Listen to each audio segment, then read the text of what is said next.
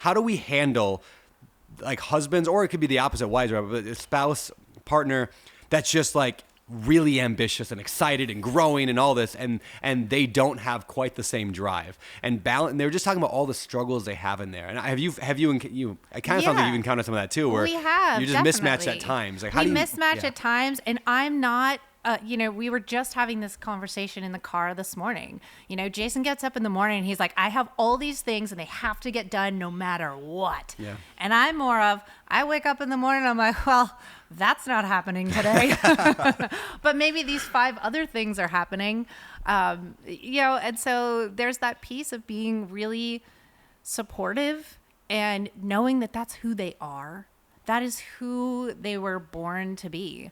I have found a lot of support and connection and community with wives of other very successful entrepreneurs.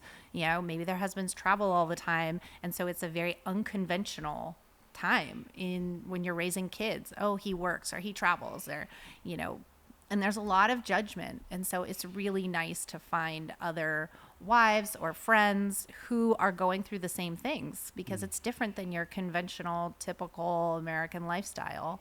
And so that would be my advice, is absolutely seek out other women, and maybe they're not even in the exact same boat that you are, but maybe their husbands travel a lot. Mm-hmm. And there is so much to learn about yourself by the contrast that happens in your relationship. By looking at someone that you admire but don't always understand. Yeah, that's good. That's good. What does life look like at home right now for you, Alexis? Like kids, you got 4 kids that are like boys. We have 4 boys. Wild. I think every single week every time I talk to Jason, he tells me about an ER visit that happens. Sadly, we have had a lot of those. Yeah. But yes, we definitely have had a lot of those. And you're homeschooling now, at least some of them, correct? Yep. Yeah. Tell me about that. How's that? Why did you decide to do that? How's that going? Any advice for those considering homeschooling? Yes. So it's been an incredible journey. It's probably been its own master's program of itself, because what I have found over the years is what we really valued was creativity, freedom, and expression in our kids, right? So they had lots of freedom, creativity, which means sometimes they jumped off the bed, tried to do a flip, broke their arm. Yep. Those are just a few of the ER visits. But at the same time, they've been able to cultivate who they are as individuals, painting or doing art, or not getting involved in the things that we maybe thought they would. I grew up an athlete. I figured I had 4 boys. Somebody was going to be, nope, nobody's interested in team sports at all. Really? Yeah. Why do you think that is? Is that because of you two, do you think? Does that extend downward to kids?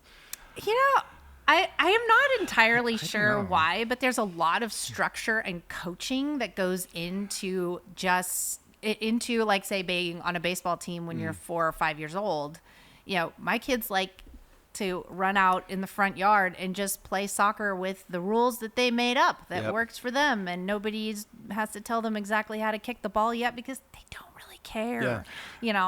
So I think naturally kids learn through play, and we just don't have as much of that. And then by the time they're ready for that, at like 8 or 9, it's highly competitive. Yep. And so, to each its own, no judgment either way. Our kids just preferred to play a pickup game in the front yard.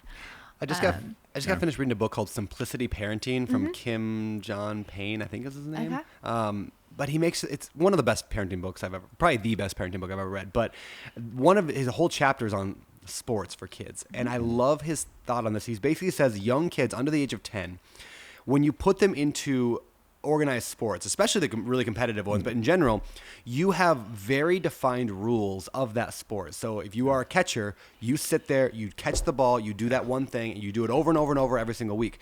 And so when you give kids a framework of life that doesn't allow them to make their own rules, they actually grow to not understand the creativity of play, of just the world's at your fingertips. And then he shifts as in the teen years, the team sports become more important, because that's how a lot of life operates, is on teams. But he really advises like kids under, I think he says like 10 or 12, don't do sports if you can at all avoid it. because isn't that interesting? Because you learn to operate mechanically instead of creatively in life. And there's a lot of social development in there as well when you're working together with the other teammates, right? And coming up with rules on your own. So I am not a huge supporter of, big organized sports leagues when they're really young, but again, to each their own. That was my jam when I was a kid. So I just like motorsports so and there's something to be said about motorsports actually, in terms of if you can get kid interest in that, because now there's a freedom to it, a freedom to riding, a freedom to fixing the problems that you're encountering, that they're never the same. There's just a lot more excitement. He uses the example in there about like, if you just send your kid outside, of like you stay outside for 4 hours, all of a sudden the kids start making up rules of a game. Like, okay, so you do this and then I'm going to do this and we're going to play this thing. And that is so good for a kid's development.